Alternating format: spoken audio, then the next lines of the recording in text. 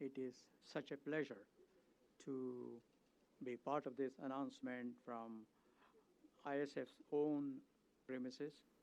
It has happened thanks to the generosity and affection of Sri Salil Parikh, the CEO of Infosys, and Sri Nandan Nilekani, the non-executive chairman of Infosys. A nation's progress on the economic and social fronts depends on the quality of scientific and technological research in the country. That's why research in sciences and in technologies is very important for a developing country like India that aspires to join the rank of the developed world.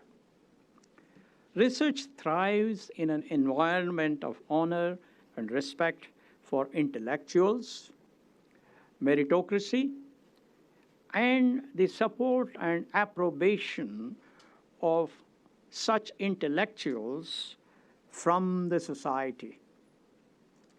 Therefore, recognizing and rewarding the outstanding research efforts of Indian researchers is necessary. By doing so, we will encourage not only other researchers, but also create role models and inspire young people to consider careers in research. Scientific research is about curiosity, daring, healthy skepticism, and questioning the status quo. It is following George Bernard Shaw's words, and I quote him. He said, "Most people see things as they are and wonder why. I dream of things that never are, and then say, why not?" That, in essence, is what the research mindset is, and that mindset was what led Newton and Einstein to make stunning discoveries. The country has had a healthy run in scientific and technological progress in the last few years. We rolled out COVID-19 vaccine for 1 billion Indians. These were produced by 2 Indian firms. This is a remarkable achievement by any standard. The recommendations of Professor Kasturirangan Committee on the new education policy, with stellar academicians like Professor Manjul Bhargava, have been accepted and rolled out in some form. Professor Gagandeep Kang and several others became Fellows of the Royal Society in London. Professor Ashok Sen won the Millennium Prize. These are all very encouraging and happy events that show that India is on a path of progress. Absolutely. But we still have huge challenges. There is not a single Indian institution of higher learning in the top 250 of the World University Global Rankings that was announced in 2022. Even the vaccines we have produced are either based on technology from advanced countries or based on research from the developed world. Consequently, we have still not produced a vaccine for dengue and chikungunya, which have been ravaging us for the last 70 years now. I can say it with authority because I am in some way involved with the project for finding a vaccine for dengue. The death of 66 children in Gambia, resulting from an India-produced cough syrup, has brought unimaginable shame to our country and has dented the credibility of our pharmaceutical regulatory agency. Do we have a solution? Yes, we have, but it's a hard one. But in the end, we'll all be happy that we have chosen that solution, even though that is hard. Many experts feel that our country inability to use research to solve our immediate pressing problems around us is due to lack of inculcating curiosity at an early age, disconnect between pure and applied research, inadequate cutting-edge research infrastructure in our higher educational institutions, insufficient grants, and inordinate delays in creating incentives for research on pressing problems, and inadequate fora for knowledge sharing with global research institutions. In my opinion, money is not the primary resource for success in invention and innovation. How else can you explain the success of East European countries in mathematics? In addition to these factors, there are two other critical components for success in research. The first component is to reorient our teaching in schools and colleges towards Socratic questioning and relating what they learn in the classroom to the real-world problems around them, rather than passing the examinations by rote learning. Even our IITs have become victims of this syndrome, thanks to the tyranny of coaching classes. The second step is for our researchers to focus on solving our immediate problems.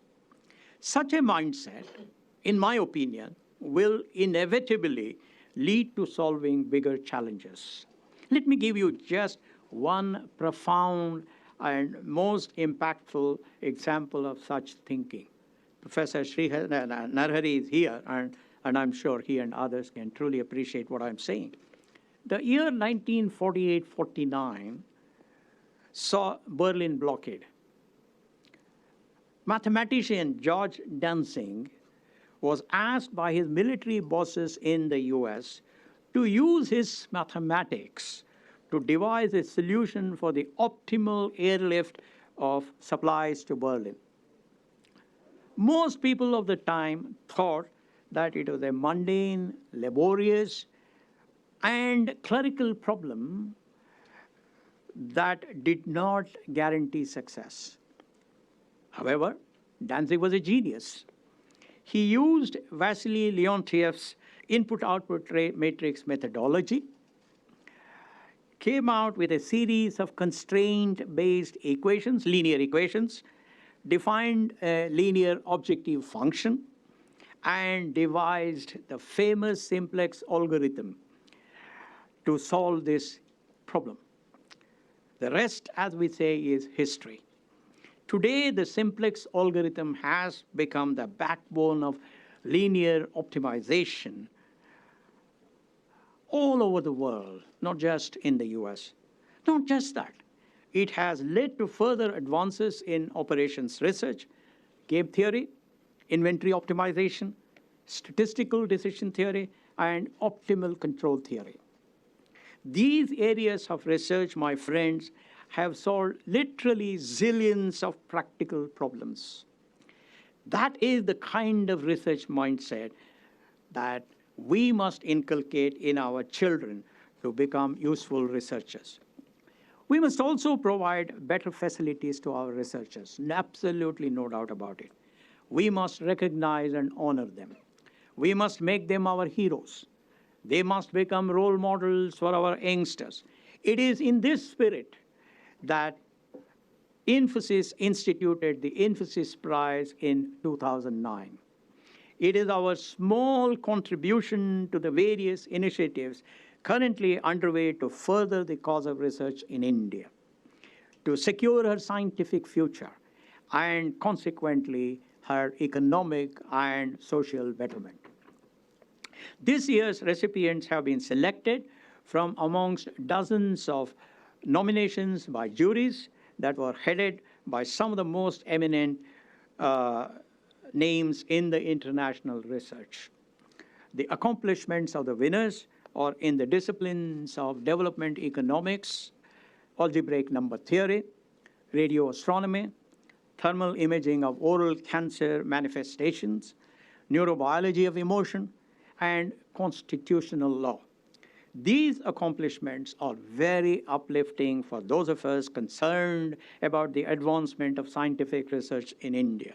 We are grateful to the jury chairs, Professor Kaushik Basu, Professor Chandrasekhar Khare, Professor Srinivas Kulkarni, Professor Arvind, Professor Mriganka Sur, and Professor Akir Bilgrami, and the members of their respective juries for working so diligently to select such worthy recipients. The winners are some of the best Indian scientific researchers doing their work in India and in some cases abroad. My warmest congratulations to every one of the winners. We salute and celebrate your accomplishments. We revel in your glory. Let us now get to hear the names and the work of these wonderful researchers. Thank you. Do I stand here?